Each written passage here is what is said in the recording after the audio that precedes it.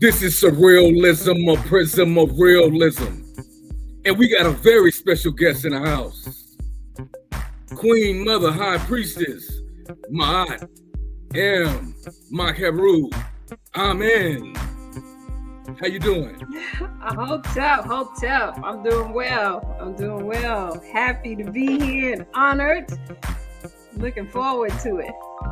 Well, before these questions ring out like photon beams of sunlight, we got to get into your bio. And I'm going to read a brief paragraph of it here. It says, High Priestess Ma'at M. Mahakaru Amen is a brain balance, Kemetic, Olmec, High Priestess, Yoruba initiate, author of many books, Unwounded, Unlocking the Universal Uterus, and What's in Your Womb. These are all Amazon #1, top 10, top 5, top sellers. Don't you be buying it bootleg either. She's a trained and experienced veteran in many healing modalities. She is the mother of the melanated frequency, as well as Melanated Immortals, and the founder of the Ma'at Foundation. Ma'at is also the head of the Women's Ministry for Shock First Frequency of Oneness Metaphysics. Ma'at M. Mahakaru Amen is also an adept in the Shock Metaphysics Virtual Kemetic Wisdom School. Is that teacher or representative or? Yeah, that's like a teacher there. Mm-hmm. Most definite. Ma'at, what's happening? I'm glad you're here. Talk to me. Give me a little bit about how did you get on this journey and anything else you want to say in connection to that. Yeah, we're just going to flow free today. Okay. All right. We just flowing. So I am the High Priestess, and my primary organization is Melanated Immortals Making Evolutionary Changes.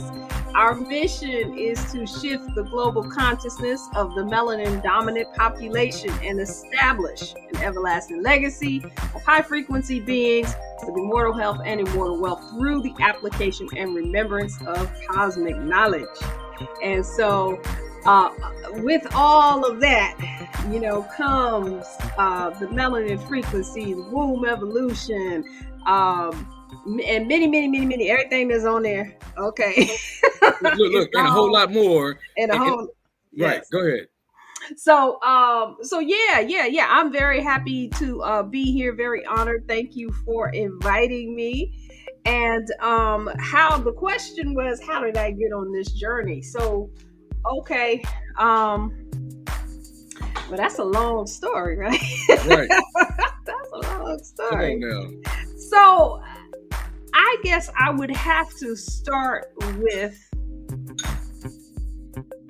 the divorce of my first marriage. I got married when I was very young, 22.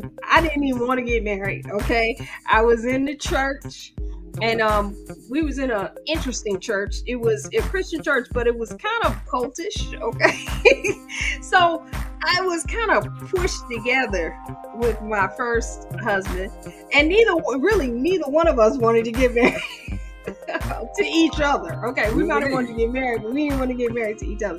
But we were a good fit, whatever they said. We get married, whatever. 5 years later, we got divorced. And at the end of that, I remember, I was a devout Christian, and I remember going to church and I saw the people, they were singing and everything, and they had tears in their eyes, and they were, crying for the return of Jesus and everything. And I said, I don't want that. So at that time, I started having a conversation with Jesus and his daddy. Okay. And I was like, look. What about his mama and his grandmama? Listen, I had got some words for the mama too. Okay, all right. But at first, at We. this church, of course, they didn't. She didn't matter, right? In the church I was going to, she ain't matter. You know, she was just a receptacle. Okay, but anyway, they ain't talking about her. They was just she just a line on a piece of paper. But anyway, Man, I'm just brutal. saying that's how That's it was. cold blooded. I know it don't make no sense. So anyway, I started talking to him. I said, "Listen, I don't want no return of like why are people sitting around crying about this and getting this return?" I said, "My life is effed up right now, okay? And you mean to tell me that all I came here to do was sit here and pray for you to come back and to fix stuff for me or whatever?" So that was the beginning. I said, "Listen, I don't want that. Put me on my path." So I was kind of like real gangster with Jesus and was like, "Look, put me on my path. I want to know." I ain't stepped foot in the church again. And so from that I started being introduced. I went the New Age route first. New Age route. All right. Yes. So I was introduced to the Celestine prophecy, conversations with God. I became a Reiki practitioner, and then kept going and became a Reiki master, teacher, and neuralistic programming, hypnosis. I went anything that they had, I was on it. Okay, belief management. I went through a whole process with that. I mean, it was very, very in depth, getting into the mind and unlocking the thoughts and where they come from, and things like that. So that was the beginning. Now, what happened on that journey that brought me, I would say, to the high priestess modality. As I was going, of course, as we know, many of these, when you go New Age, is predominantly melanin recessive. And well, I started finding it. Can I be myself on here? You got to be yourself. Come on now. We're going to bring a little comedy, but you got to be yourself. Okay. Laughter heals the soul, and so does truth. Yeah. It'll free the soul, right? Okay. Yeah. So, what I realized was hippies are crackers too. Okay. So, at least in my experience. All right. Wow. And so when I started to expand further than the teachings, okay, it was like, no, little black girl, you come right back here. Wow. And you follow these teachings the way we said it, and then you can't use it, because these were some of these programs that I was in. They were high dollar. Like I literally paid one of the trainings I had. It was $5,000 for the first level, and then $10,000 for the second level. Plus, you had to, if you didn't live in Florida, then you had to go to Florida for 10 days and whatever, and pay for your hotel and the food and da da da da. So, but I had that kind of dough at the time. Now, I'm in my early 30s. There was not a black person to be seen. Okay, and so, one of the things that they were teaching was kind of like a caste system.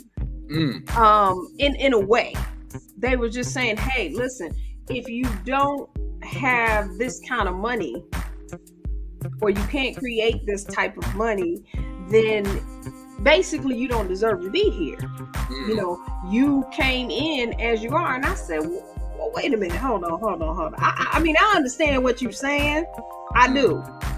But that's why I love Rev Shock's saying, there's nothing wrong with you. Something happened to you, right? Okay. And I guess I knew that at the time, but didn't have the words. Well, wait a minute. How did y'all come into what you have?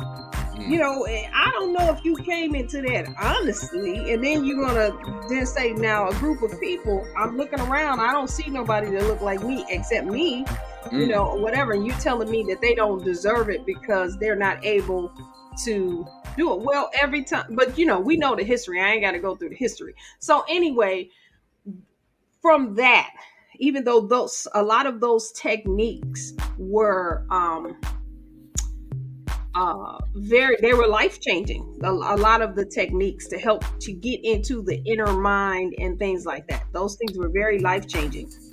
What I realized is, hey, I have to take this knowledge and I have to then now go into my ancestral training. So I opened up a holistic center right here in Washington D.C. area, and I started, you know, meeting folks, you know, Yoruba, Kemetic, and Wudan, and everything. And I knew at that moment when I met other priestesses, I was like, oh, I'm one of them. I'm in the priesthood. Okay, I didn't have any training, and then this was way before they did it on Oprah and everything.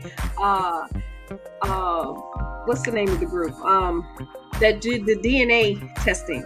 There's a black company, African Ancestry. They are a black, all black company, and they started it. I believe they were the first ones before Ancestry.com and all those other ones. They used to come and do workshops at my wellness center in DC. And so I got my DNA traced, and they said on my mother's side, on my mama and them side, right, that I'm Yoruba. So I said, okay, well, there you go. I'm gonna initiate and be a Yoruba priestess. Well, it didn't quite work out like that. I moved from DC to Los Angeles. And I went into the Yoruba temple maybe once or twice, got a reading, you know, they told me, you know, who had my head and all of that, but I never really got back up with them. I happened to be out, I lived out in the valley in California. And which one? San Fernando? San Fernando. I lived in at Woodland Hills. Okay, because you got Antelope Valley, San Fernando Valley. San Fernando Valley. Okay. I live in Woodland Hills, right? And so, anyway, going to this vegan or vegetarian restaurant, and I see this black couple and this elder. She's dressed in all white. She got locks that's almost hitting the floor, and she had this silver ankh on the table, and her energy was just mesmerizing. Wow. And then, of course, they set us right next to them, and then it was over at that point. So that was my first godmother, and she is really the one who introduced me through her display of it, through her being divine femininity. This is where I got it from, because she was that example, and then she was my first initiation into the Kemetic priesthood. She's also the one who gave me my name, Ma'at and Makaru. And so, and at that time, I had no idea what Ma'at and Makaru meant. I knew I'd heard of, you know, I think I was saying Isis, of course, Isis, right, and Osiris. And I've heard, I don't think I'd heard of Ma'at at that time. But, you know, she divined on it, and she said, this is your name. And I was like, okay. And then when I found out what it meant, I was like, woo, okay. Holy Spirit activate. Yes. So I was like, okay. And that's right. Yeah. So it took a while. Now, the interesting thing about it, though, let's fast forward, okay, to, as you know, because this is how we met, through the cosmology, the Olmec, the Maya cosmology, and the galactic incarnation signatures, that my signature, the white galactic wind, pretty much matches this whole name, Ma'at and Makaru, I'm in. And so that's like, you know, 16, 17 years later, then I'm getting this confirmation that this name is, it was divined on, and it's actually the same as my incarnation signature. So I thought that was pretty dope. And so from there, I've just been really just one of the things that was that was of high interest to me. One of the things that I realized when I opened that center in DC is, and I sat with the elders, and I saw that a lot of them were tired. Yeah, I can imagine. And kind of displeased. Yeah. With us. And I said, what can I do? I know I'm on this same pathway as them. What can I do to shift that? And so, I've always had that in mind. So this whole concept of mimic, melanated immortals making evolutionary changes with the shifting the global consciousness of the melanin dominant population, that has always kind of been with me. And through these different levels, I have been looking to put that in place. Yes. Also understanding the importance of the divine feminine, and knowing that once we shift the consciousness, if we shift the consciousness of the women, and really now I'm seeing it, not just the women, but the men as well. If we both shift our consciousness, then there ain't gonna be no more knuckleheads coming into this realm. There ain't gonna be no more, we're not gonna be developing people that are people, places, and things, entities that have a lot of the issues that we have.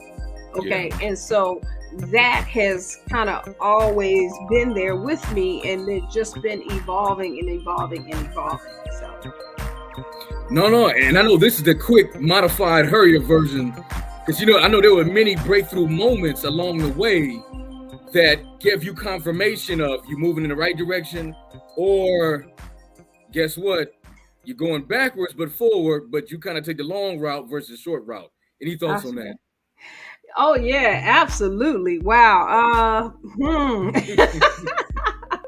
Yes, there have been many, but they're all destiny points. They're all points of destiny. And sometimes, I love that you brought that up, because sometimes or let me just say the model or the template that's placed in front of us for what divinity is, for what it's like to be on purpose, for what it's like to be living, your best life, or all of that stuff. It usually means that there are no points of challenge and obstacles. Okay, well, that's not, I think that, and I used to think like that, because I'm one of those, positive thinking people. I'm always happy and giddy and laughing and, whatever, for the most part. Even if there is some stuff happening, I might laugh first, like, what is this? How did I get in this stuff, right? But the shadow always follows the light. Okay, if you can look around in your room right now, I'm looking right here on my microphone, this little thing right here on the microphone, there is a shadow cast. Okay, our ancestors knew that. That's why on the walls in Kemet, you see us, particularly the men, they're holding the was in front of them. That's set, bound. Okay, so they real clear that this is a part of being in a third dimensional form, that you're going to have to walk with those shadows. So the thing is just making sure it knows its place. Okay, it doesn't mean you're not going to have any obstacles, but you don't operate below right? below the shadow. Okay, below the obstacle. All right, okay, this is what it is. And then as you practice these things, they become easier and easier. You'll find yourself going in on some real hard things, some real hard entanglements where you feel like, like, man, I can't believe this. This person plays a thing, whatever. Usually it's a person, right? Right. This ain't. Are you talking about that Will and Jada entanglement? I mean, that's what jumped in my mind. I said, she's talking about Will and Jada entanglement. It could be one like that. I mean, that's a deep one. That's a deep one, right? Is this red table talk with my high priestess? You can take over the red table. I got the purple table. Mine's on the purple. You got the purple womb table, right? Yeah, the purple womb table, right? So, but yeah, it could be in any type of that. It's usually something like that. But you will find as you go through, if you stick with it, if you don't give in to feeling like, that the shadow has won. Okay. I like how you put that, has won. Then you will find yourself with more and more practice. When the obstacles come up, you say, okay, all right, let's sit down. How do I feel about this? Right. Okay. And it's not about blocking those feelings. It's not about pretending that you don't have them. Yes. Okay. You have the feelings. Okay. And really get real gully with it if you can. I know people are at different levels. At different levels. But so let me just explain. I'll just say what I do at this point. Okay. It may be a different process. There is a process. There are steps.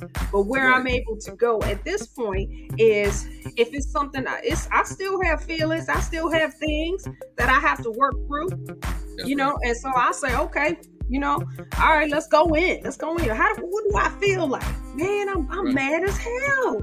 Right. This is effed up. Right. And I'm going in. And then what happens though, I'm in it, but I'm also observing it at the same time. Yeah. Okay. Yeah. And so I still, it's one part of me that's going in, right? Like, hey, how you feel about that? Oh, that was messed up, right? And then the observer says, well, why do you feel that way? Right. And then I'll say, well, because such and such shouldn't have done that. That's messed up. Observer says, okay, well, what do you want such and such to do about that? Right. And then boom, and then it's like, and then one, and then I go in, and this is how I'm able to, when I come out, I'm able to just like break these things down in these little pieces, right? Because I do it on me first, right? That's right. But I'm not afraid to go into that. Okay, right. This is the walk that we have, and the stronger and stronger we become in this walk as a full divinity in 3D. In 3D. In 3D. That's the thing. Don't be trying to get out of 3D. You're going to sign yourself up for a juice box and a car seat again. You're going to be living that Binky Thug life. I remember. That's right. You that Binky Thug life, boy. Listen. And some of us can tell because you look at your children and you got some children that got some real attitudes. They 2 and 3 years old. They got attitudes. Look, an ancient attitude.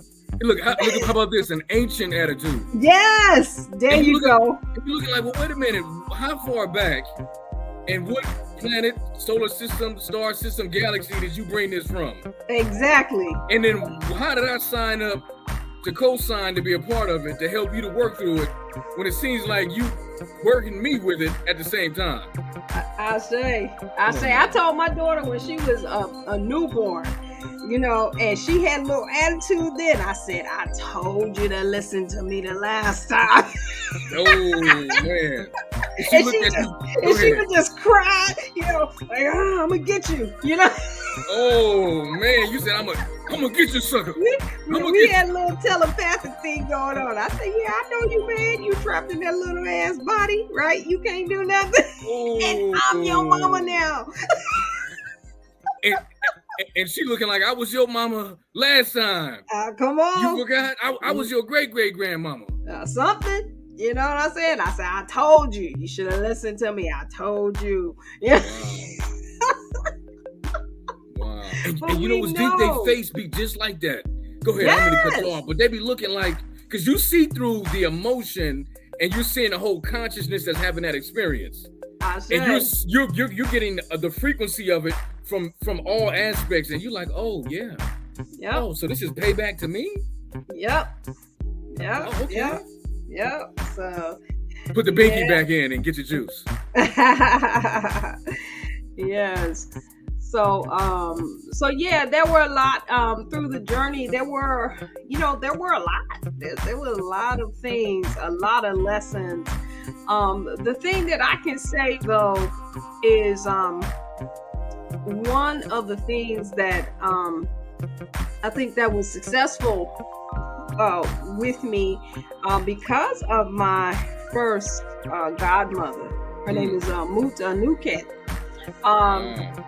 Is I learned how to sit with the elders. I learned how to listen without my ego, or just having my ego rocking in the back like this, like, ooh, I'm just not gonna say nothing. Oh, I want to say something when I'm not, you know. I remember my first Menu Netter class, right? When I got my name, my godmother said, hey, I want you to go down here to Crash Unity in LA and California, yes. Crest Unity Center. Yes, Spiritualism yes, Center. yes.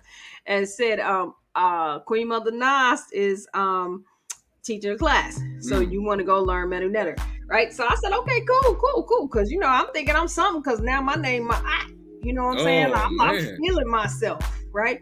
So going to class, first day of class, she said, what's your name?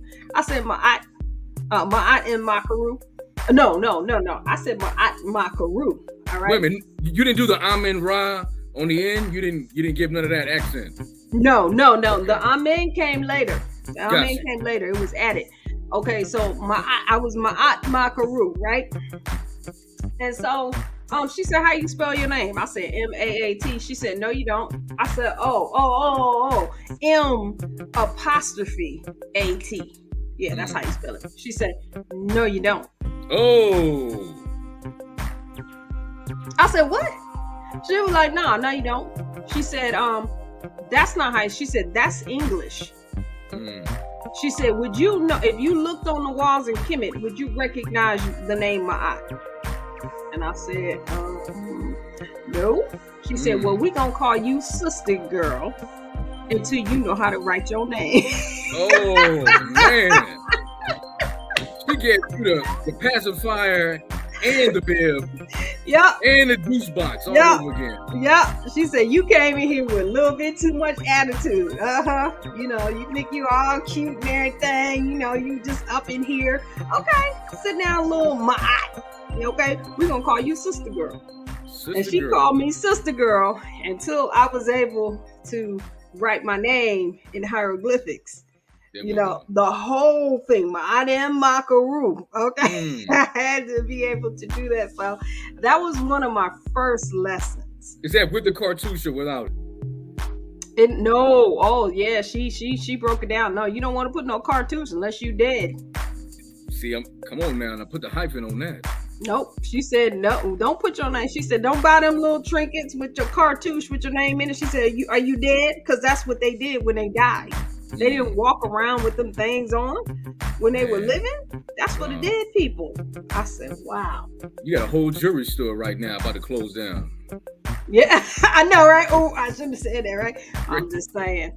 No, but I'm glad you did. You know, and I apologize for jumping in, but I'm glad you did because there's so many things that were ancient that were done within a certain system. That's right. And it was respected as such, and it carried on, you know, for millennia or eons. Right. And nowadays, it's like, well, yeah, we got, you know, Egypt Street, or, you know, and you can go get your, or Kemet Street, and you can go get your jewelry with the cartouche around it, and it might say Kemet with the cartouche. Yep. And it's like, but do you even know how it even got to this point? There are so many people who have Kemetic names and it's that question. They don't recognize their name on the walls. They can't draw it. They can't write it. They can't read Medu. And so they'll go into these whole deep philosophical things about how it's pronounced. Like most people, like for example, the Makaru, right? A lot of times people separate, they just put Maak and Haru separate. But it's not, if you know the Medu, you know that has nothing to do with Haru. The Ka sound is a separate symbol. It's not even related to the deity. The Netaru Haru. It's a separate thing, And so, but in English, it looks like, oh, okay, Haru it has to be, out there. No, it's Karu. Karu has nothing to do with Haru. And so, those are things when you know Medu, you know that because it's not even the same symbols. See, look at you. You're teaching, you're schooling, and this is the deep part. And this, humbly speaking, this separates those who just want to be aware and those who really want to know and embody it to take it to the next dimension or degree of ascension or enlightenment with it. I should say enlightenment, then ascension with it internally, let alone externally. Right. It's the real. So that has been, my teachers have guided me in that way. They made me go to the core. They made sure that if I'm up here speaking, I know what I'm talking about because I have the proper training, because now I can say, hey, well, listen, when people write my name or whatever and they separate it out, I said, no, that's not how it is. And then I'll even write it for them in Medu. Like, hey, here it is, And so, so that has been the core of my training, is always going to the origins of things. And so it has, over the years, I still do it now. I look at the origins. I want to know where it came from, who made it up, and why should we follow it? That's right. And as you know, that's in my signature. Come on now. Galactic tone of integrity. I want to know. Come on now. Who said this? And why are we doing this? You're going to have to tell me something more than it came from some aliens. I'm not. So what? Who are they? Ooh, now I love them aliens. I know you do, but I question them. Well, who? Why? How I know they ain't just trying to eat us? Look, I'm glad you said that. And I apologize again because I come to understand there's many species. So see, like you said, we got to be detailed. There may be some that said, "Well, them colored folks down there is some nice, dessert treats." Yeah. Let's give them some enlightenment. They smart. Like, just think about how we treat certain animals. There are certain animals that have high intelligence. Okay, they talk about dolphins, elephants, never forget. Okay, there are insects that are highly intelligent. There are even mice. Let's talk about people. You have mice in your house. They sometimes at a certain point they smart enough not to go. They can get that cheese out of that trap without it snapping on them. Right? That sound like the roaches in the roach motel back in the day. Roaches can live in microwaves. Listen, somebody was telling me about this. I've seen it. They said, listen, the roaches is in the microwave. It don't matter if you put it on high heat, they don't die. I was like, they multiply. Dang. I've never heard of that, but yes. So it's the same thing. How do we know that everything that says that they are from out of this realm and they're high intelligence and everything, that they know we have a certain level of intelligence? Okay, so then what they gonna do? They're gonna come and tell you, you're the chosen one. Yeah. You're the chosen one, high priestess. Yeah. Okay, you're here to, do this, whatever. All you have to do is get other people to come on in to what you're doing, right? And then at a certain time, we're going to come and we're going to bring them all together. Really? Okay, man, please. No. For a gumbo cookout. Yeah. We're going to have some earth human, colored people gumbo. with some extra biscuits on the side. Listen, if you watch, what's that movie? They did it over. The Dark Crystal.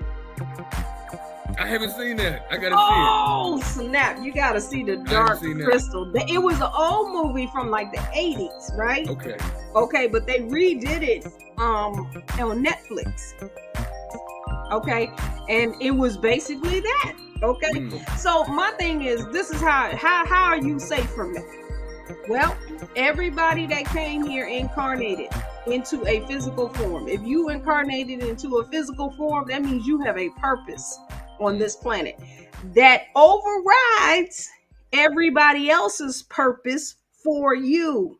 And what they feel and think you should be. Exactly. Your purpose overrides. So now they've tricked us into giving it away. Yeah. Okay, saying that anything can happen at any time. Oh no, no. Yeah. No, I'm not your victim. Never. Yeah. I have no reason to be. Okay, and no, you can't decide. I don't care if you're from another dimension. I don't care if you're from the inner earth, the outer earth, the atmosphere of the subatomic realm. Okay, the galaxy of Andromeda, or whatever. I don't care. Whatever. No, you do not override my purpose. Okay, we're gonna have a conversation. Who are you, and what are you doing here? And because a lot of times, even these advanced beings, they just have technology. They're just as outside of the technology. Oh yeah, they might be a little more, even more fragile than us. As far as we just don't wear technology. They have technology that they wear. What was that movie? The Predator. Yeah. Okay. Outside of that technology, the Predator can get got. You know what I'm saying? Yeah. No, what you're saying is deep. If you don't mind me chiming in real quick. Go ahead. And I'm learning that that's a very deep, real. Of course, we may say concept, or how can I say this? Introduction into, let's say, outer space or deep space. That you have beings that, again, they may have a lot of technology, but that doesn't mean they have a lot of spirituality. And they may have traded that for their upgrade in technology to floss like they got spirituality, and they don't. Right. And then you got some that have high spirituality with little to no technology. So it's like that balance between how do you bring technology and spirituality in alignment without, at least from what I've heard, and I know the brother Billy Carson goes deep on this. That's who it came to my mind. He talks about how, based on the things he's read and his interpretations, that ultimately being able to rise it together is the greatest challenge, because it seems that many beings they become so, how can I say this, the technology becomes superior, and they lose themselves in their own evolution with it. That's right. So imagine if this is ancient, if this is scrolls and tablets, and there's ancient reliefs that are depicting these things. Can you imagine? Look at what we're born into. Go ahead. Well, what I was gonna say is, listen, in order for there to be technology, there has to be the mind that created it. Okay, and so the technology can't be greater than the mind that created it. So that's telling you who you are anyway.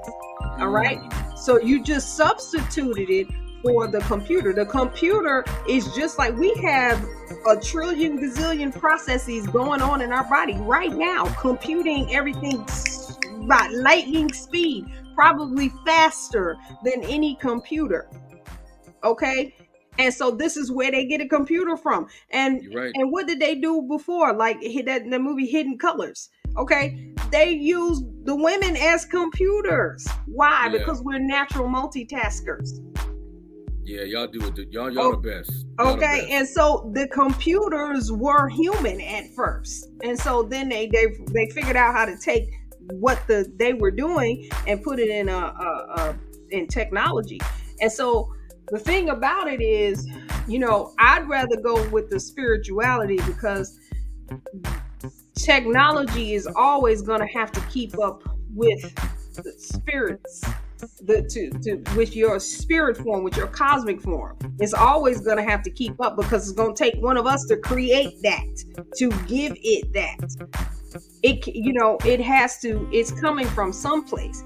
I think that technology was originally created like AI. Like, I don't necessarily have a problem with technology. I think that technology, once we got to a certain level of evolution, we realized that there were certain things that we could have more time integrating, our physical form into our cosmic form, and aligning with all the frequencies and stuff like that.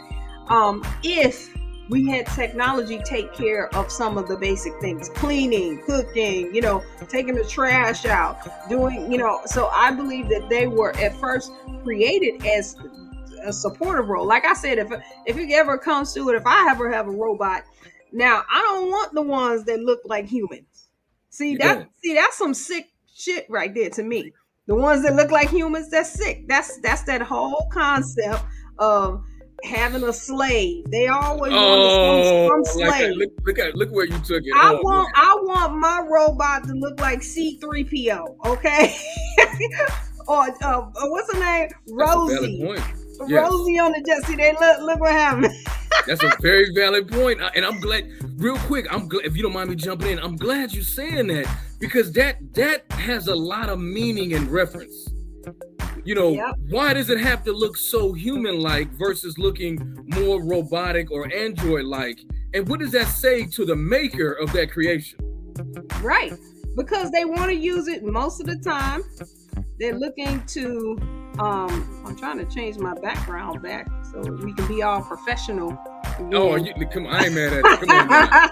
Look, this is raw, real TV right now. No editing. This is just how it is. Yes. So you was in outer space for a minute, and now we see you back. I know. I want to go back to outer space. I like that. Right. Okay. They said, no, how you like that for technology? See, look, like, payback. Really? See, look at that. No, but what you're saying is real, because that balance is crucial. And like you say, for certain beings, they may have knew that. Now, something that I know Billy Carson goes in deep is he talks about these ancient galactic space wars.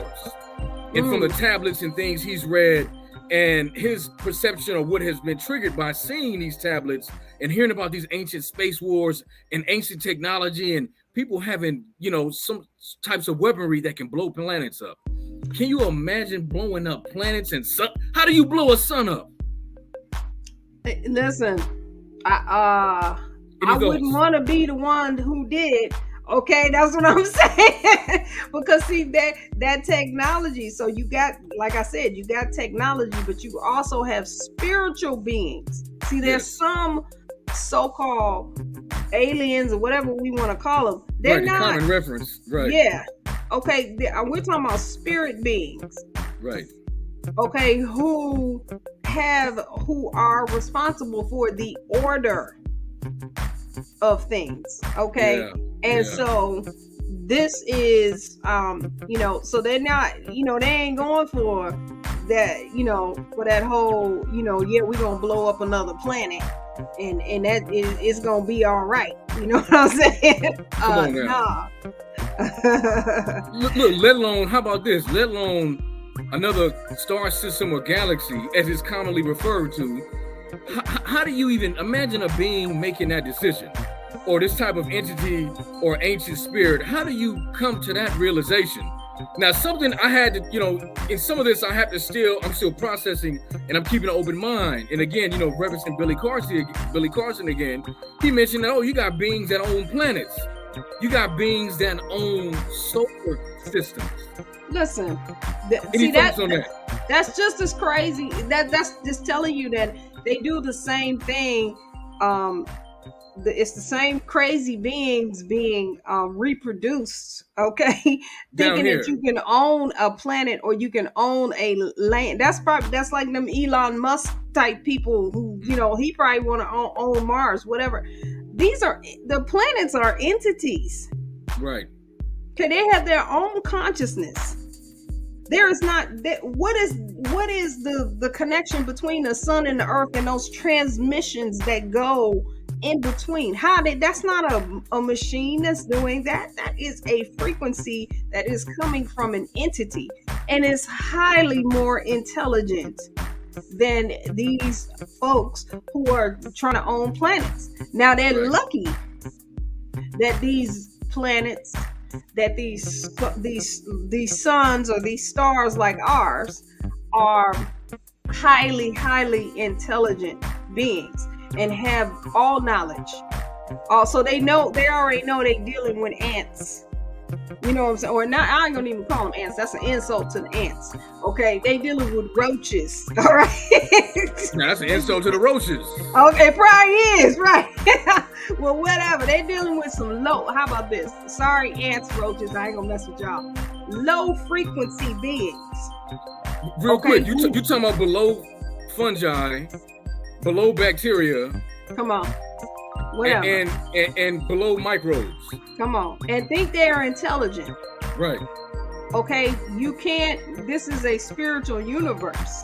Okay, so the technology is never going to win. All right, but there is order placed to things. So certain things they are allowed to play out, because then we return in physical form.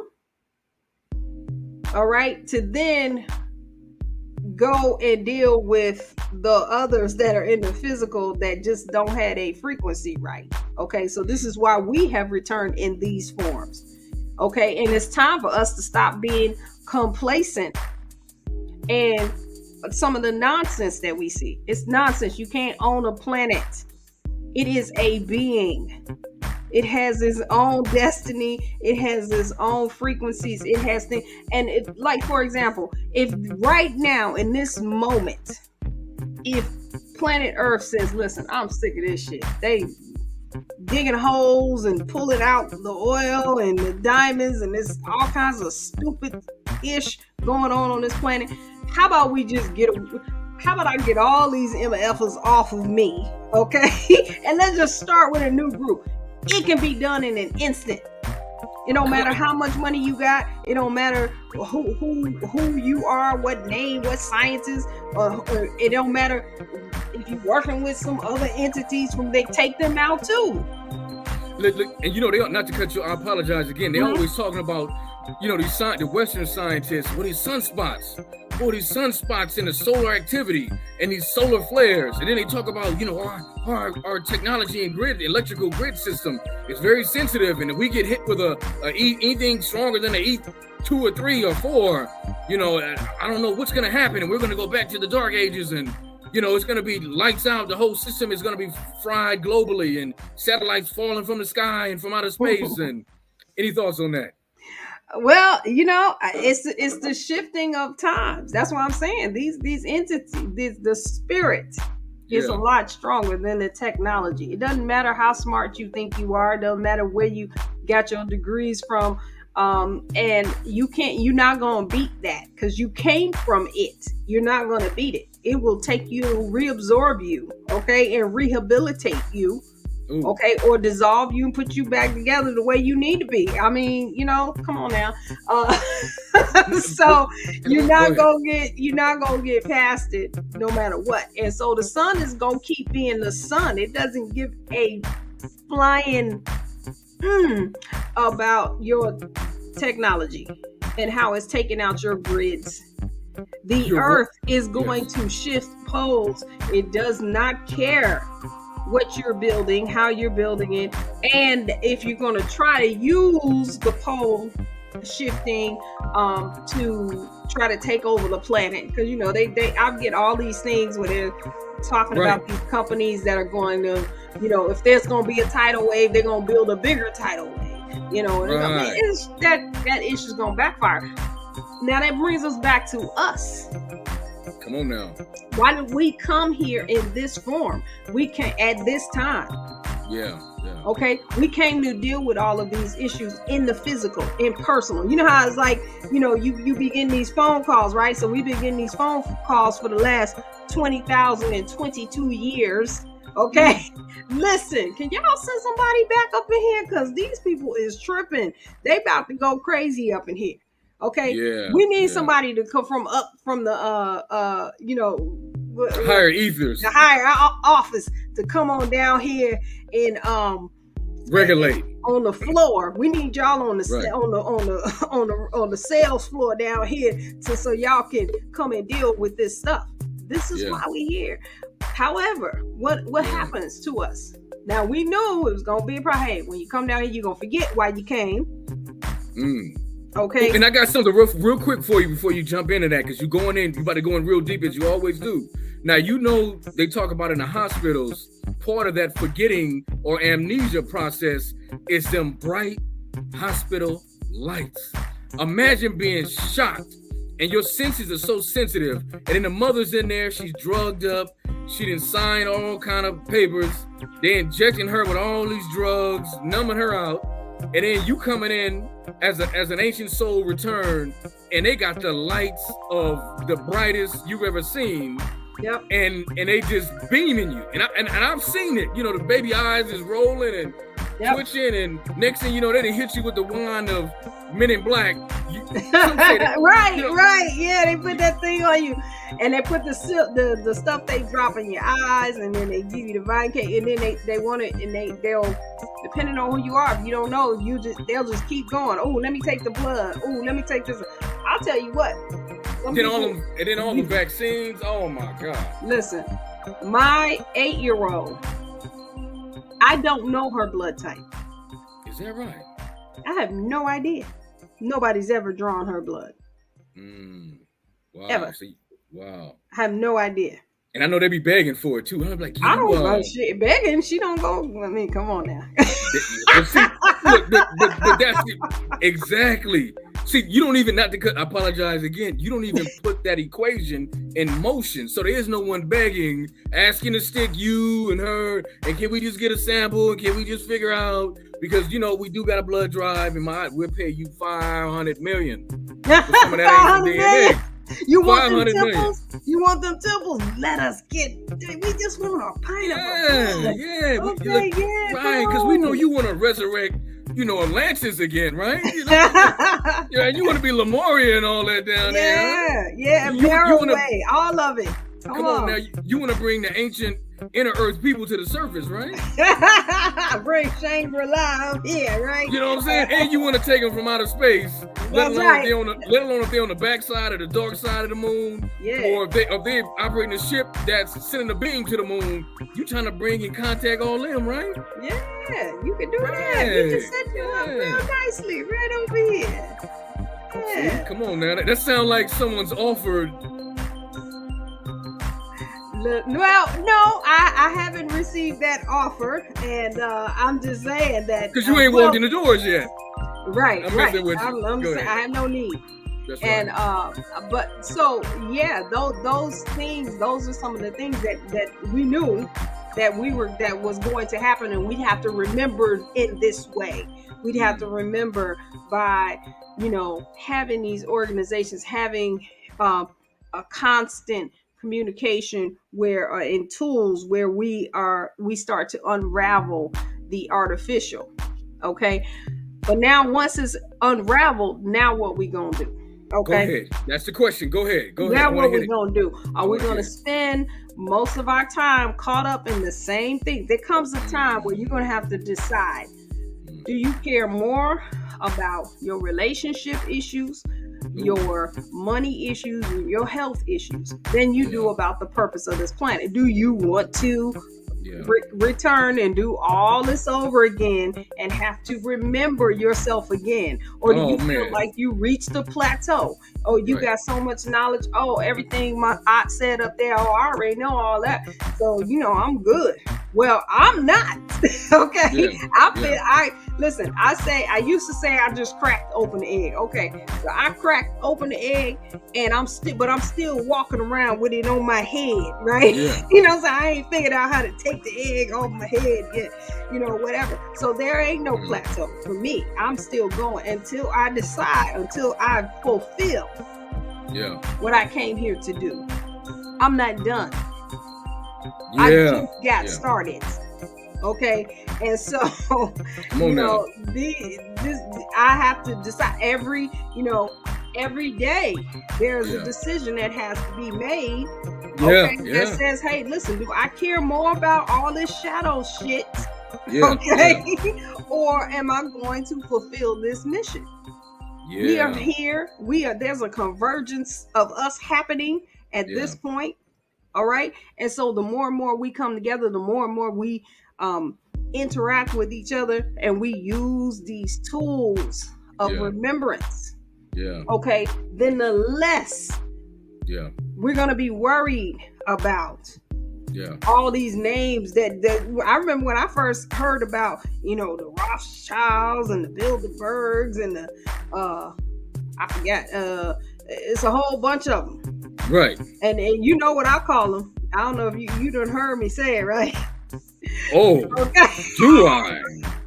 Do I know what you call the Rothschilds and the Bilderbergs? The Bilderbergs, all these people that we call the elite, the secret government, and all of these people. You know what I call them? These the real niggas on the corner up to no good. All right? We got to start looking at them. Who said they elite? Who said they're prestigious? For what? These are some low frequency MFs. These are real niggas on the corner up to no good. They like Ray in them. Okay? They causing problems on the planet. Oh man, and who knows what else out of space is going on. You know what I'm saying? They causing planetary issues. Most of us on the planet, just like when you in the hood, right? When you in the hood, most of the time, you not, it's only a few people that's making trouble, right? But the whole hood scared. Until the hood comes together and say, hey, wait a minute. It's only 3 of them. Right. Can't we figure out how to run up on them and do something about this? Because the rest of us don't want to live like this. The rest of us don't want no food shortages because they destroying the food in the thing. The rest of us don't want no tidal waves and stuff and tsunamis and mega quakes. Whatever they doing. I don't give Queen of England, all of them, whatever. Now, that's my old boo. That's your boo? That's your boo? For 10 lifetimes ago, that was Shaquita. She think I don't know who she is, but I know who she is. Just say that's your old boo. Yeah, I'm just saying, like, how much of this are we gonna just sit back and you know what I'm saying? They got us all, focused on this and not focused on it's only 3 of them sitting around the table. We can get them. You know what I'm saying? They can get God. They can be good. You know what I'm saying? We don't have to do this, but they got the boogeyman spooky story going. Right, and not to cut you off, but to add, that spiritual technology within us, see, activating them chakras, that first eye we talk about, that's a rearrangement of your whole light spectrum of who you are, let alone the consciousness or the information that's housed in that ancient DNA. So who knows what you may shape shift into, reappear, disappear, who knows what you may activate that you're holding as your sacred spiritual high frequency weapon inside of you. Talk to me, Mod. How you feel about that? Man, listen.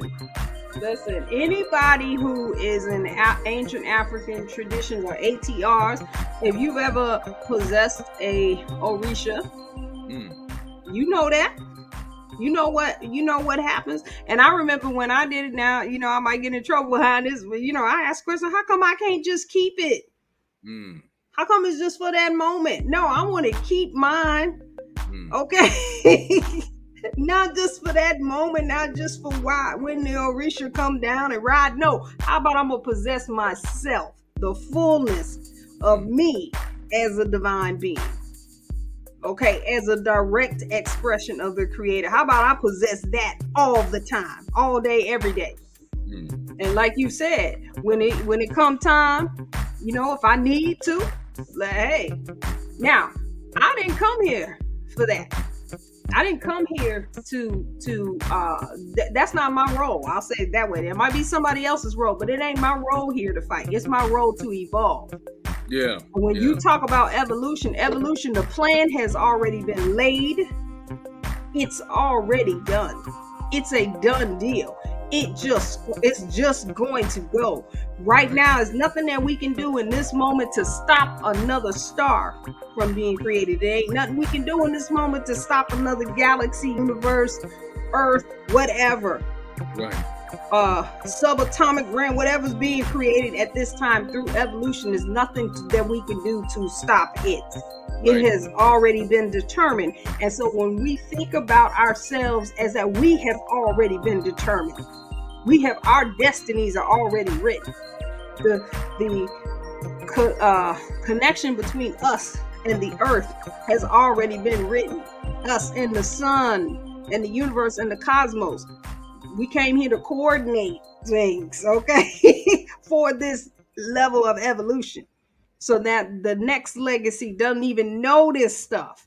Okay, Right. when they look at they say, man, they was doing some crazy stuff back then. They didn't know the sun worked like that. Dang, they had no idea what what was in the ocean. The whole Oh, planet man. is mostly water, Yeah. Oh, yeah. I'm glad and they you don't know mentioned that. nothing about the water. But Yeah. these are some crazy people. Man, our ancestors was crazy. You know what I'm saying? That's just that they learned that in kindergarten. They learned that in preschool. Hey, Yeah. the planet is mostly water, and this is how the water works with you. And what about all that? What about that water you breathe in every day? You call oxygen. Come on, man. And you, not to cut you off, but you know, when you get deep with it, and especially where I'm evolving myself, you start to see the remix and the remake when you rearrange certain elements and it creates or bonds to another element. It's just a remake of itself, whether you're breathing the water air or you're actually breathing under the water air. Come on now. Woo, Right, come on. and the water in the body. See, most people we're taught, like I remember I asked this at a conference I was doing. I asked the question. I said, how many people who can tell me where the oxygen? Give a free book. Who can tell me where the oxygen comes from in the atmosphere? And everybody said trees. Right. And I said, no. See, that's misleading. It comes from the plankton in the ocean. All right. And so what we're breathing is the ocean, is the air, is the gases coming up, and the trees scrub the air to give us clean air. But we are Natural breathing filter. water. It makes sense we're breathing water because the body's 70% water. So maybe we don't necessarily, like what you said, maybe we'll learn how not to hold our breath if we're underwater. I don't know yet. I ain't got all the answers, but I'm just saying, I'm kind of putting this stuff together. Right. The body's mostly water. The planet's mostly water. Like it's all happening the same way. So how come we can't breathe water again? Maybe we're breathing the wrong way. And think about that salt water you was breathing in that womb. Based on what these scientific studies, from my understanding, they said, well, that has the same salt content as the water, the amniotic fluid. So if you're telling me this amniotic fluid has the same salt content as the ocean, so isn't there something within my DNA where I can activate that breathing underwater again? Come on. But like you say, you had as you know, you gotta want it that bad. There's so much that we have not. That's why I was talking about no plateaus. Yeah. Okay, because sometimes people get real, they got a level of knowledge and information and spiritual. Most of what we have is not even spirituality. It's mentality. It's what we know mentally. It's in our mind. Yes. Okay, when we literally are spirit, it plays out here in 3D. Yes. Okay, so, we can take what's in our consciousness and apply it so that when we touch the water, like you was, but in the green one, we was talking about this. When we touch the water, those waters heal. Yes, they heal. They become blue again around you because it can't exist like that. Yes. Okay, the waters in your body. Yes. Okay, become whatever need to be alkaline is alkaline. Whatever need to be acidic is acidic. It can't exist in your physical form. Yes. As you being a spirit being. Okay, come back and talk to some people after tell me about plateaus when we know what to do in the ocean. Tell me about plateaus when we know about the subatomic realm That's here on earth too. Yes. Okay. Talk to me about plateaus when we know about the communication with the sun. Yes. You know, right now we ain't touched nothing but knowledge and stuff that's coming in our brain, but it hasn't necessarily imbued into spirit. Fully. Yes. Fully. I Fully. mean, we got some of it. So I'm not saying I ain't gonna be like, oh, ain't nobody, y'all ain't shit, ain't nobody shit. Right. We ain't doing nothing, right? Right. All Right. of us just full of shit. Right. We all whack, right? That's not what I'm saying. Come on, Jacko Wacko. I'm just saying that we have levels to grow in. And in order to get to those points, there's certain things that we have to leave behind. Yes. Okay, we have to leave a lot of our mortal consciousness behind and move into an immortal mind, eternal mind. Yes. And Okay. what you're saying, Maude, if you don't mind me jumping in for a few seconds, what you're saying is, in my humble opinion, is a level of transducing, transformation, and internal transcribing and connecting to a whole nother level of frequency, vibrational awareness, that now you go from mentalizing to now you can actualize, because now you're operating beyond the laws of physics. You are a true metaphysicist or metaphysics scientist, spiritualogist, alchemist, spiritual mixes. Come on now, remixes, X's, ETX's, mixes, all that. And you've made such a convergence as one. And can you imagine that type of frequency and charge running throughout every cell of your body? Or if we got 80 billion or 800 billion or million neurons, can you imagine that magnetic electrical charge? Or as they like to say, commonly referenced electromagnetic or magnetic electric charge running as one. Can you imagine what you can summon and shapeshift and bring to you? I mean, you taking particles or the elements of particles, and you're molding and sculpting what you want to desire or connect with. I mean, that changes the whole frequency of a certain landmass, let alone the water, let alone if you get however how many people on that frequency.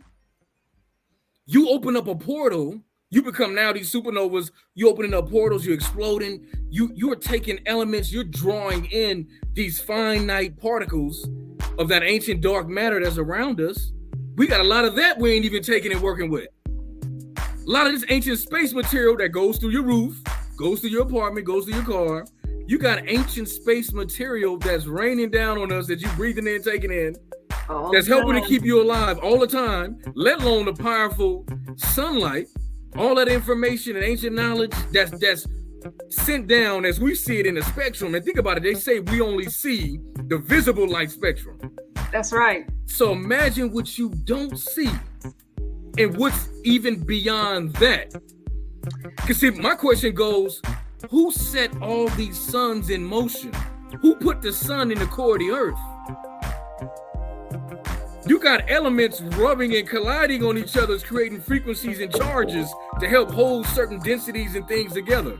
My thing is, who created that? Who's the master architect of what we call the universe? Talk to me. Well, listen. So you set me up with that one, okay? I need to move my thing so you can see the background. Hey, the ancient mother herself. The universal uterus in the house. Okay, we have all of that flowing through our bodies. Yeah. We have the female avatar has over 500,000 suns. Yeah. Okay, called ovums. Yeah. Okay, all house and ovary, all in order. These are like stars. You can look it up. You come talk to us at the womb evolution technique. We. Come on, talk to us at Mimic. Okay, She said, first frequency. All right, take your pick. They all lead to the same place. All right, you can, and we'll teach you all about it. But the universal uterus, we literally have 500,000 eggs that look under the microscope. The eggs look just like the sun, and what we found when we dug deeper is they do the same thing as a star. Which is a sun. Which is a sun, yes. Because they be trying to play with us with them words, in astronomy. And I'm like, wait a minute, star systems. You mean sun systems? So all these things you think of bright lights got planets and moons, as we commonly refer to it. And people are like, well, that's a star. And I'm like, yo, when I started doing more research, I'm like, wait a minute. That's another sun. And you telling me there's no other sun that's this close. But we got all these suns I see that's bright light in the night light with all these planets, and then you telling me there ain't no other life out there. Right. And we the only ones. And then my thing is I can accept the dimensions of if they for us or against us. I get it. Because I realize down here, you see what exists within this dimensional realm. So if this is, as they say, above, below, and vice versa, then this forces. Go ahead. I think it's what you said. I don't think we're seeing all that can be seen in the third. There's stuff that's happening, right? There are things that are happening all around us that we are not seeing. Yeah. Okay. They said that the indigenous folks. Yeah. When the European, us, okay, us. And the current us. Yeah, and we'll say the also the us and those that came from us. Okay, the variation of us. All right. Come on now, right? That when the European first came, they couldn't even see them. Because they weren't even on the same frequency. Look at that. Okay, we can't see tardigrades, right? That we ain't on the same frequency vibration. And so there are things, I think, once we start evolving into these higher and higher realms, we will see more. And there are people who can see other things. Oh, I've seen plenty. Yes, I did. That's what I said. Come on now. I done seen, insects that don't exist in this realm. Yeah. And I remember, I was like, this is the kind of stuff that, people be thinking you crazy. I'm just sitting there and I see this. It looks like a spider, but it's translucent and it's running.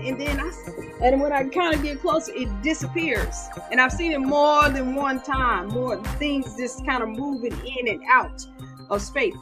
So we a lot of us have experienced these things. Yeah. Okay. And so it's just going to be more and more that I don't think we can see the other life forms out there, the other planets where there are people. Okay. Because we just have not advanced in this form yet to see them, but they are there, and these are the ones that kind of come up. Sometimes they'll come and show themselves, say, hey, in about 50 years I'll be back when you can really see me for real. But yeah, I don't think we can see them. I think they're out there all day, every day. We just can't see them yet because we're still vibrating in a frequency. Right. Okay. That doesn't allow it. And so, once we decide, there's so much, I just love this because there's so much that we have to explore. And talking to people, I was talking to someone today and they said, hey, I just, don't know my purpose yet. Okay. And, there's so many things, sometimes people just kind of give up because the life that has been defined for them is so devastating. It's so what's the point? Yes. You just feel like, oh my God, I'm gonna get up and do this again today. Like, I don't even want to get up. Yeah. Okay? But what if you got up and you knew that this would be the day that you learn how to see into this other realm, and you can correspond with, other beings that are, here to help you on your path, help with this transition, with this evolution. Right. What if this is the day that you get to go into the depths of the ocean that haven't been explored and look around? You can spend 2-3 days down there and it doesn't do anything to your body. Yeah. Okay, but enhance it. Now What if this was the day that you can go into inner earth? Yeah. Through portals, or go up into the sun and through the portal, and chill. You know what I'm saying? There's so much more that we have, and so it sounds exciting to me. I know for some people, like, nah, man, I want to keep doing the selfies on Facebook. I got 1 million gazillion followers. They like me, and I want to I want to do more of that stuff. I want to do more of having the same type of relationship over and over again. I want to do the same thing of having money today and don't have it tomorrow, and the race to get more money, okay, or the race to all of these things that we deal with, and then our health, and so at a certain point you kind of get tired, like, what else is there? Ain't there something else? No, it ain't. That's all we came here to do. Come on now, and real quick, if you don't mind me again jumping in, imagine that conveyor belt has been set in motion in a way that people are like, well, we just live and we die, and we work, or we don't work, or you try to work, or you try to find what's meaning within that, and you may go through 5 or 10 or 15 or 20 spiritual wives or husbands, whatever and you just go around the merry-go-round until eventually you just want to be by yourself, and you just die old and lonely. If you're lucky, maybe you can go to an old folks home. If not, then it'll be in the back of Jerome's garage or something, or it might be in the back of Shaquita's hall, back bedroom. You just get old and you just end up passing away there. So, and I always like to put a little bit of comedy on it, but at the same time, it's real, because people are hurting and really believe that they more than believe, they trust that as being their reality. That's right. And any of the things we saying or others, they're like, oh no, even though they may dream and see other beings, they may actually astral project. They may have some psychic ability that turns on and off random, and they're like, well, but they doubt that, or in a way that they shut it down. And that's something else I'm coming to see real deep, is that when you don't have enough trust or commonly referenced belief in your ability, you can't turn the lights on fully. I like that. You can't turn it on fully, so you can't see the brightness of your own expansion and evolution. I say. And then imagine you agreed to go through the fire to mold yourself and redefine yourself through all the difficult and the challenges that you're currently experiencing. And then imagine, go ahead. That's difficult. See, that's the part that's difficult. Because it sounds real good right here, right now, right? You get pumped up. Okay, but then when the video's over, and you go back to your life, the children are like, mommy, daddy, give me this, give me that, or you got a teenager, they got problems, or or whatever, and then or your spouse or your family or whatever, or your job, your place of business. There are all of these concerns. How do you move from that to making this your priority? Yes. Okay. And really the answer is practice. Okay. One step at a time, one layer at a time. You gotta make a decision that, you know what, I'm gonna get to that place no matter what. Now you gotta highlight that part, no matter what. And how long don't matter. I'm just taking a time frame off, and I'm just gonna do the brick laying work one step at a time. Right. And understand that it's difficult. The artificial is, it's gangster. Like it wants you. Okay. It don't They want about you. that life. Yeah, they about that gangster life. They don't want you to start thinking as an immortal in the infinite mind, in a conscious mind, galactic and solar mind. They don't want you thinking like that. Okay. So it's gonna work really hard to keep you in the artificial. Well, don't you know? You can't, you gotta have insurance, and you gotta get a job, and you gotta, all of these things that the society says that we have to do. Okay. Right. You have to be this type of woman or this type of man, and you have to have this type of relationship. Yeah. All right. In order to maintain, you got to have somebody to love you. Man. And they have to continually to prove that they love you by doing this, that, and other, or else they don't love. And so you get sucked into these things. You have to have something that's always going to remind you of your incarnation. You always have to have something that reminds you of your purpose and why you came here. Did you come here? But that's why you hear me saying, I ain't come here for that. Yeah. Okay. I knew that, there are a lot of things. Oh no, I didn't come here to that. Okay. I didn't come here to spend another lifetime trying to figure out and going through lesson upon lesson upon lesson. All the lessons lead to the same place. Be on purpose. Be on purpose. Come on now. Do what you came here to do. You are, sometimes we come down here, we keep trying to find God, trying to find the creator. We are a direct expression of that. We down here as the Most High, being the Most High. Okay. That's right. It's okay. You're not offending nobody. You can't offend the all, the whole. It's not jealous. It's not going to get mad at you for saying you are it. Okay. Come on now. Let's just get that all out. That's okay. Right. You can't. Right. It's like what I said. It ain't nothing you can do with spirit. You can't do nothing with it. Okay. So you're not offending nobody. You don't have to always give praises to the Most High. I know I sound like a blasphemer. Okay. Oh man. All right. Where's that holy water at? Let me get that. Let me get a whole bottle of holy water for you. Some. You know how you give honor to the Most High? You be it. That's right. And you do what you came here to do as it. There you go. As her, as him, as them. You come here, you do what you came here to do. That's being the Most High. That's giving honor and praises to the Most High. That's right. Not sitting around and sitting in there and then letting the whole world fall down before us. We came in physical form because they called us downstairs and said, listen, I need y'all down on the floor. Yes. I need some of these managers up here. I need y'all working the floor because these people's going crazy down here. Yes. Okay, so we got some stuff that we need to do. We need a hand. We need somebody over here doing this. We need these people over here doing this so we can get this stuff in order. Come on now. And you know what I realized in tying into what you're saying, and I apologize again for jumping your thought. No problem.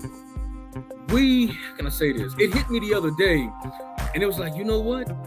Those of us who are accepting our divine mission and purpose and higher purpose in the unification of that duality within third dimension, we are helping, whether we're fully conscious of it or not, to keep the frequency of the planet intact. See, we're helping to keep we're giving the counterbalance. We're the counterweight. And if we don't hold the frequency, come on now, you talk about it all the time. If we don't hold the frequency, who and what will? And what would that reality look like? It look like it's now, and we gonna keep getting them emails talking about, they destroying the food and they're doing this and they're doing that. This is what I always say. We ain't doing nobody no favors by not being what we came here to be. Oh man. Okay? You're not doing your children a favor. And look, real quick, and I apologize again. Sure. Imagine some of them or all of them are part of this puzzle process or part of the agenda as well to say, well, how bad do you really want to evolve? Can you handle your children walking away from you and hating you and cursing you? Can you handle your mate doing the same? Can you handle now your mates want to take you to court and they want full custody? Let alone the fact that you ain't even got to go to court. You can do your own agreement if you want to notarize it or do your own little affidavit, and y'all can have your own agreement. Let alone when we put these entities on our business and then they remix on a unbalanced standpoint the energy as a way of control and manipulation. So now the whole family is destroyed in that war when it doesn't have to be. I know I kind of jumped my thought. You know what? I love that you said that though, because this is one of the things that see, these are some of the things, these are some of the points that hold us up, especially that family piece. Okay. Yeah. Oh, see, man. one of the things that we give ourselves, it's so unfortunate that we beat up on each other. We'll say this person's a bad mother. They are a horrible mother. They are this brother, he's no good. He's a no good father, a deadbeat father. Right. Whatever. We keep beating up on each other about something that is ridiculous. Okay. Right. No one or two parents is designed to take care by themselves and meet all of the needs of a divine being, of a direct expression of the Creator coming into this realm new. That when they say it takes a village, that's why it takes a village, because you got God coming in. Right. Okay, and it's very important that being is taken care of a certain way. We've done away with that, and then we blame each other, and like you said, we take each other to court, and we get mad, and they ain't doing this right, and they ain't doing. Listen, how can you do that? You still learning how to be on purpose. How you gonna teach this one to be on purpose? Right. Okay, and then you got everything caving in on you, whichever parent you are. All right. And we don't have, and if you look at some of these documentaries, they'll show you like in some of these African villages in the countries, some of the African countries and some of the villages, they have when the mother has the child, the elder women, they take that baby right away. Okay, the baby nurses, and then they take that baby. The mother does not move from her room. They bring her food, they get her dressed, they watch for a whole year. For a whole year.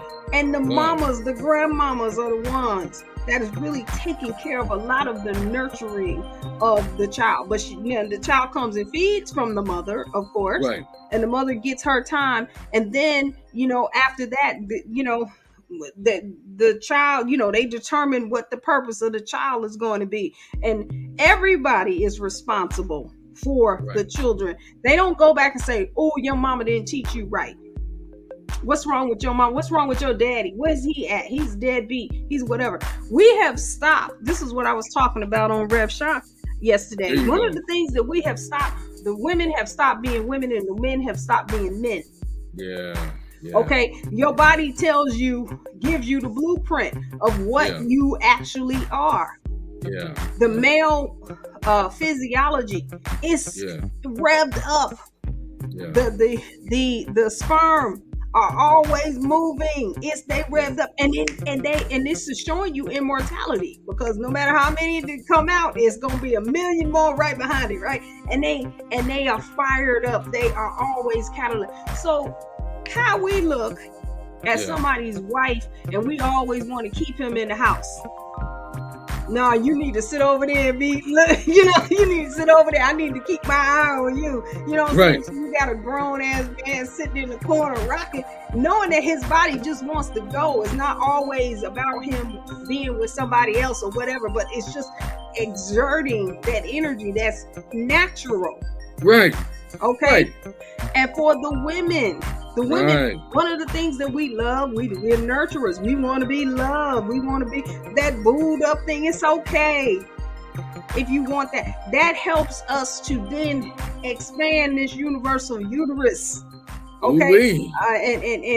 And expand in power. The more and more we're loved for real. Right. But if you start putting us down, we start shrinking, and the universe starts shrinking. Okay, we shrink some more, and then we start. You know what I'm saying?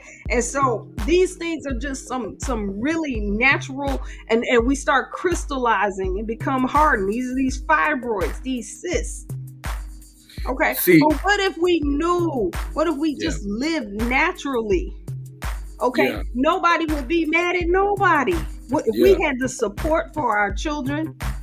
If we had the support for whatever interactions that we had with each other, as husbands, wives, whatever it is, as an immortal being, how does that look? I think it would take a lot of pressure off of us. Oh man, you know what I'm saying? It wouldn't be nobody in court. It wouldn't be no children that's not happy and not fulfilled, and their parents didn't love them enough. You know what? Because they know it ain't all about their parents. It's their aunties, their uncles, their cousins, and their grandparents. Everybody love them. Right, and you're talking about. And I apologize again, but you're talking about not only that inner community that extends to a more unified village, but you're talking about a whole nation.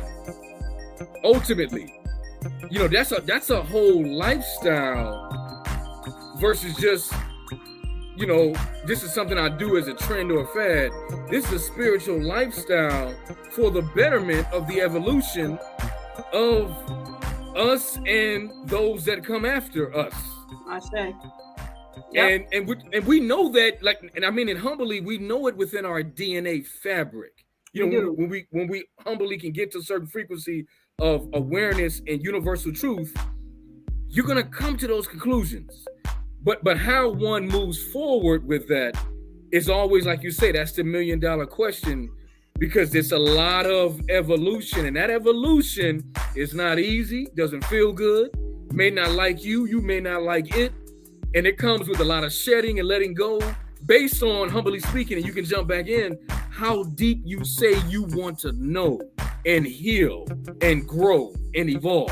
Ashe. And so this is like I said, this is why we have these tools. So like one of the things I'll be doing next week is I call it Mess with My Aunt.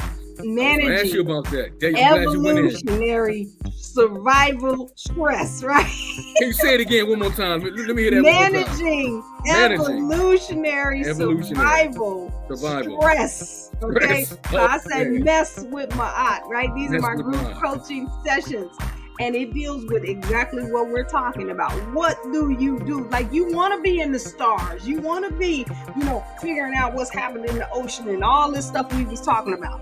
Okay? Right. But meanwhile, like you said, you got a court case pending. You ain't got no money. Okay, your health is messed up. You got problems. You don't even speak to your family no more. Y'all talking about some villages and stuff where they look. I don't even talk to them people no more. Look, your boo done ran off with your sister, literally. Yeah, come on. Your sister, she ran off with your boo, done ran off with your sister. Right. How do you get past that? Yeah. Right there. Or maybe your mom. How about that? Huh? Your boo then ran off with your mama or your daddy. Ooh, imagine that. Your boo, male or female, that ran off with your mama or your daddy. Come on. How you get past that? Like you said, how do you get past that? How do you get past that? All right. And so, again, like I said, you got to make a decision. Come on now. No matter what. And it gets easier. You better laugh too, right? It does. You better laugh along the way. You better laugh. It gets easier. You got to make a decision though, and you have to in church they call it grace. You have to give yourself grace. You have to forgive yourself. Like, you might be mad at somebody else, but really a lot of it is you mad at you. Like, how did I get caught up in this stuff again? Like, look, please. I didn't see the signs and the symbols along the way. Like, and I mean it humbly saying, imagine if you go, you take your boo over your mom's house or even your grandma's house. Now, if she come out with some Duke shorts on, some high butt shorts on, and I don't mean to, she come out with some booty shorts on. This is your granny, and you took your boo over there. You know what I'm saying? Or with either one. And I'm like, you didn't think maybe, I mean, you didn't see that granny keeps coming out with the shorts on that don't make no sense. Nope. Granny, you 70 years old and maybe the boo is 40. and it's like why your boo is looking at your granny, and you know it get weird like that down here. Oh, word. Okay, yeah. I mean, but look, you didn't see happens. You didn't see it? Yeah. Go ahead. Listen, but yeah, how do you do that? The thing is again, you got to make a decision. You got to make a decision. What is more important? Do you care? See, I ain't gonna tell you not to care about it, okay? Because you do care about it. Yeah. All right. Yeah. The thing is do you care more about that than you do your purpose and what you came here for? Because if you spend the rest of your life on that, okay, then again, now what you gotta weigh it. You gotta get the scales mired out. Like, what's gonna happen? You're gonna be back in the car seat with the juice box. Okay. Right. So do you want that, or do you want to really dig into this problem? Okay, to this thing that happened. Now, understand, it's going to be hard. You're gonna have feelings about it. Yes. And be okay with, I got feelings about it, and it's okay to express those feelings. Yes. You know what I'm saying? I always tell people, again, here I go with my blasphemy, right? You know how people will be like, oh yeah, this happened between us, and I just send them love and light. I say, don't send them nothing. Don't send them no love and light. You don't mean that shit. You know, don't send them nothing, because in order to send somebody love and light, you then gotta think about them, and you're gonna be thinking about what they did, or what you feel they did. Whether they did it or they didn't, it doesn't matter. What you feel they did to send them that love and light. So you sending them a little bit of, I can't stand you, but you know what? I'm told that I'm supposed to send you this. Don't send them nothing until you mean it for real. It's mixed in there regardless. Until you get to that point of filtering it out, and you mean it like you said. Don't send them love and light. Don't send them shadow and hate. I'm just saying either way. Don't send them nothing. Yeah, stay neutral. Be real. Be neutral. Yeah. Okay, do your best to neutralize. And work on you. Feelings and focus on you. And then, but if you have these, don't beat yourself up if you have these feelings every now and again. You know what? This person, such, you know what? I'm in my feelings, but it's okay. And you might want to even say it that way. I'm in my feelings about it, because see, when you talk like that, that means you're observing yourself. Yeah. So you want to be the best observer that you can be. It's okay to have these feelings. Yes. Observe yourself while you're in them. Don't make somebody else and what they did and what they didn't do, whether they love you or they don't. Like, one of the things, like especially with women, one of the things we really get mad about, we be mad because he don't love us no more.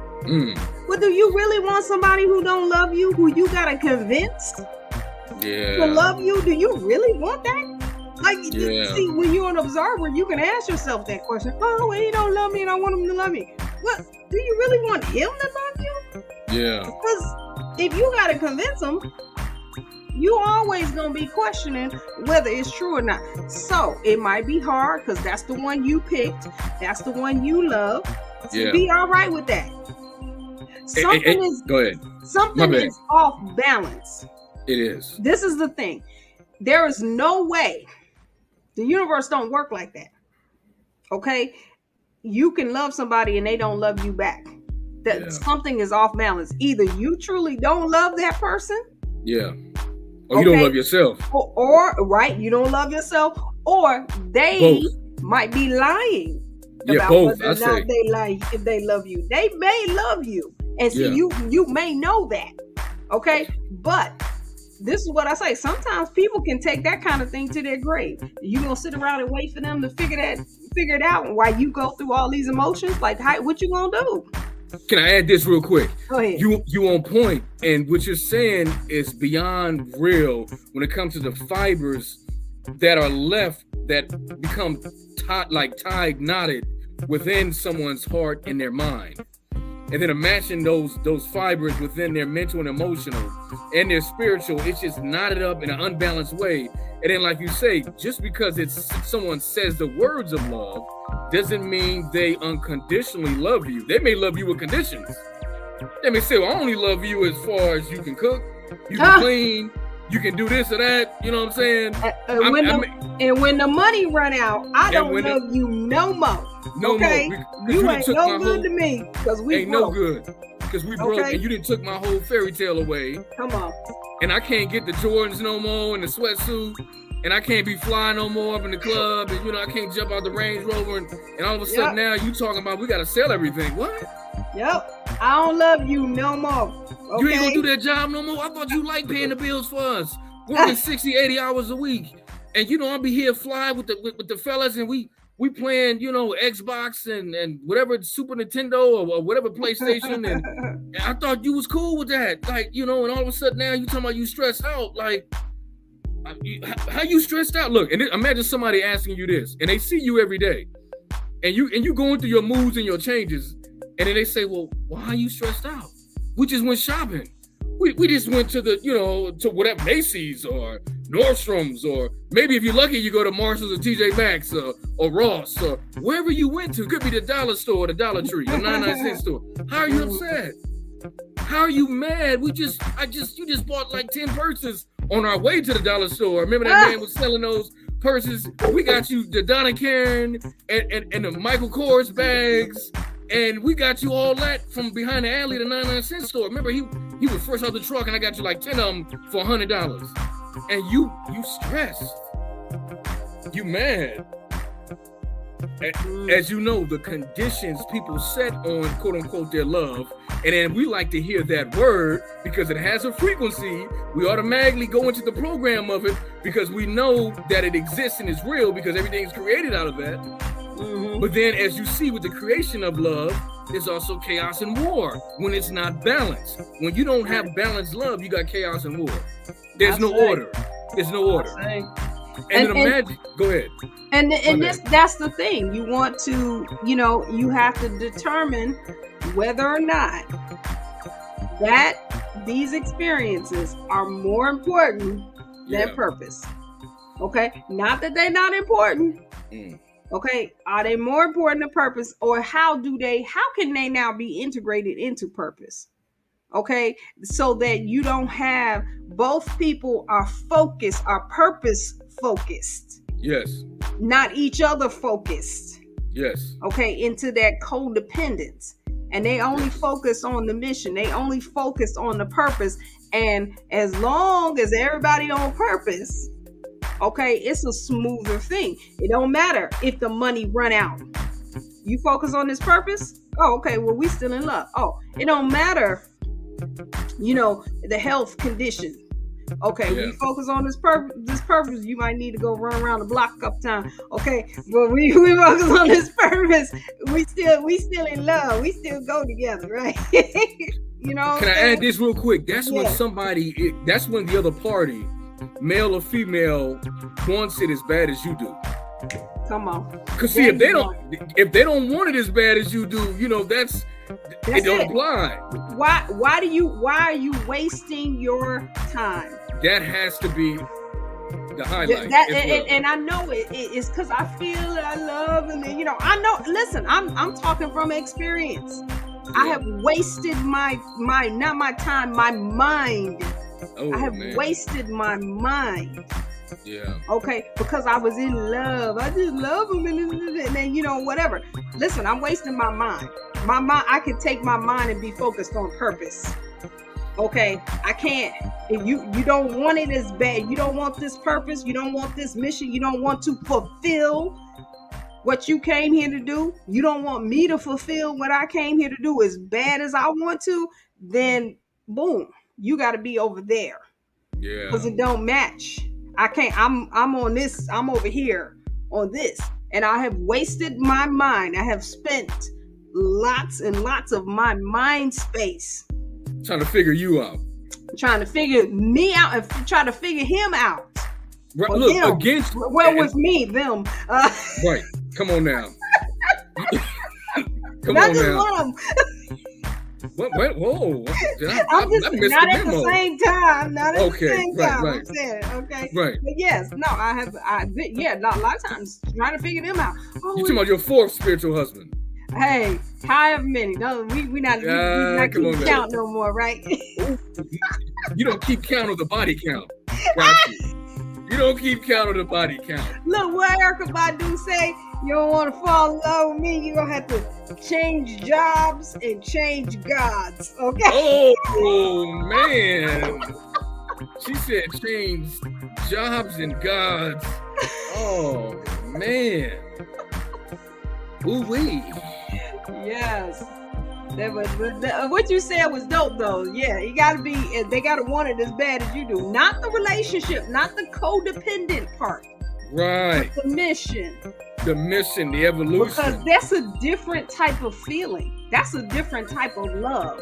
That is a different type of connection. When you have that, it doesn't feel the same way. You don't get all broken into pieces. You get broken into pieces, but not about what it means to you. You get broken into pieces about that. I can't believe this person don't want to be on this mission no more. Yeah, they don't want to be on purpose. I can't believe they don't love me. What's wrong with me? No, you don't go to you. Dang, they don't want this shit. This is dope. You know, I can't believe it. Now you disappointed. You do have some of those feelings, but they're not as intense as when somebody don't want you. Yeah. Okay, so that's where we start getting all confused. Twisted up. Mm-hmm. Confused and twisted. Yeah, that'll take you out. That's like a whole lifetime. That can take you out for a lifetime. Then you sign up for another juice box car seat.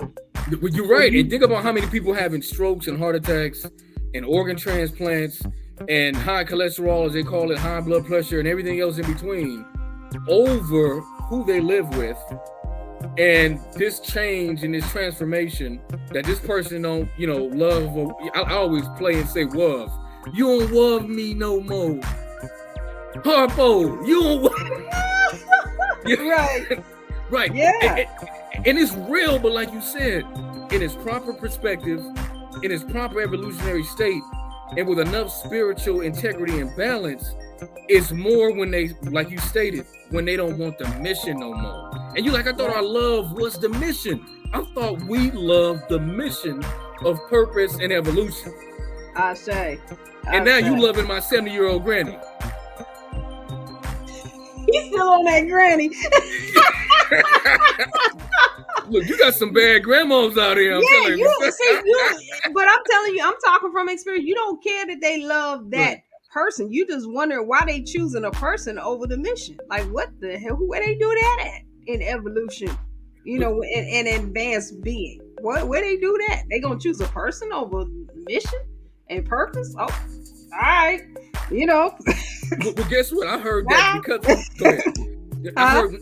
I don't mean to cut you off. I heard that because of this sector of the galaxy we're in, this is the free will zone. So if this is the free will zone, they just free willed themselves out of the mission and the equation and said, I want to go to do a binky and a bib and a juice box all over again. And I don't care if it's your grandma to help me. You still on the grandma. I know. But the free will, the free will, that's really freedom of the will, free dominion of the will. But the will the will is intelligent. It's divine. Once you really, really start pulling off these layers, you realize that the will is attached to destiny. Okay, so the will wants to achieve the same thing as the consciousness. It wants the purpose, the mission to be fulfilled. So that's why you want to let it go free without any obstacles. That's that evolution. It's just gonna keep going. It's not asking no questions. That's right. Okay, when you stop the will, when you say, oh, well, wait a minute, let's stop destiny right here and let's take a pause on the destiny and let's go over here and do this thing for a little while or whatever, because the will is too free. It's aligning me. It started aligning me with this purpose and this mission. I don't want that yet. I want to experience what I think is going to be more funner. You know what I'm saying? I know that ain't a word, but more funner. No, but you know, it's a word. If you can create it, it's a word. It exists. If you can create it, it's a word, and it exists in this dimension. Yes, free will, divine will. That's not fun. I want to have some fun. Okay, so let me go over here and do this for a second. And we think that that's free will. Okay. Ooh, yeah. That's the stagnation of the will. The will say, okay, I'll wait. Let me know when you're ready to get back on destiny path, man. Come on. You know? And look, if you can survive what you're about to go through, and you know, a lot of times it's times 10 because you really missed a mark this time. And it's like, okay, well, maybe your next 10 lifetimes, that's what it's going to take. Yeah. Unless, go ahead. But let me say this. I understand that. But let me say this. I don't want to talk about it in the doom and gloom because that's balance to me. That's duality. Yes. It's so fascinating though, because it is. Destiny, divinity, it don't never give up on you. Even if you do take that turn, even if you do go and do what's more funner, okay? That's right. It still don't give up on you. You know what I'm saying? It's like, all right, okay. That's why I said I'll wait. I'll be right over here. Okay, we're going to catch you on this side. Now imagine that type of unconditional love. That's unconditional love. See? It don't just say, oh, you fucked up. Right. Oh, sorry. Did I drop the F-bomb? Okay, whatever. It don't say that. I don't see the FCC nowhere around here. Okay, good. And you're done. That's it. You're finished. Right. You know how many chances, how many opportunities we get? That's why I say give yourself some grace. Give yourself a chance. Even if you are making those types of mistakes or you have made those types of mistakes, give yourself some leeway because it ain't gonna never give up until you take your last breath. That's when it's gonna be like, okay, listen. Come on now. Come on, we gonna do this again? Okay. Yes.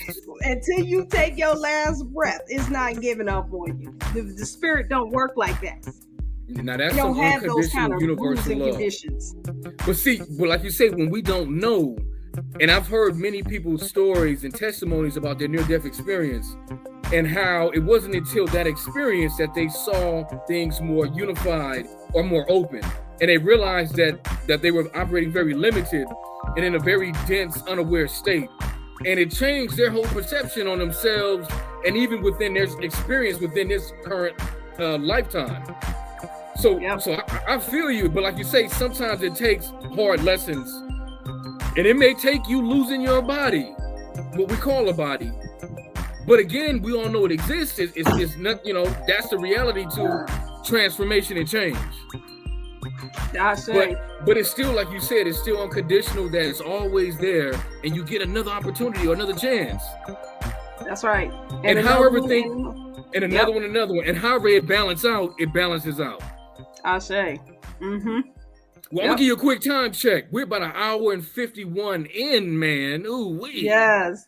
And I appreciate the time, but in keeping balance of your time, because we got to do a part 2 as time permits, because time equals art, right?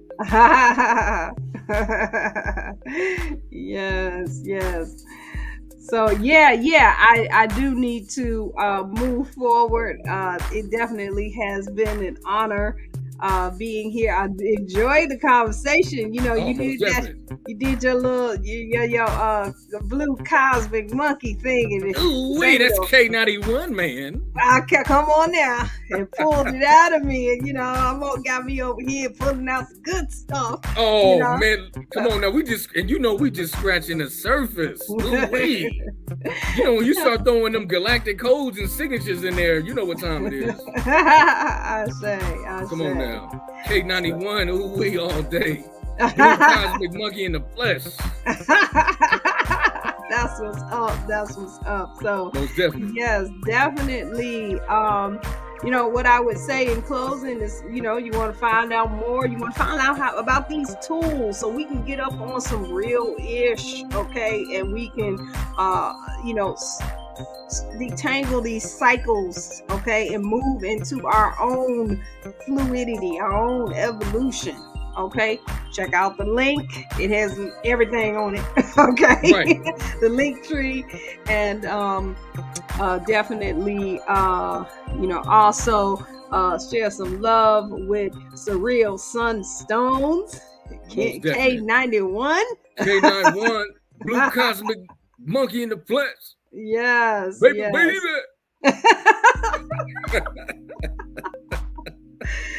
So yeah, give thanks for having me again. It's definitely been a pleasure being here and having this conversation. Oh, most definitely. And I look forward to part 2 as time equal art permits. And we definitely got to keep the evolutionary evolving. And like you say, it's already happening. Ashe. Ashe, namaste. All right. You want no quick prayer?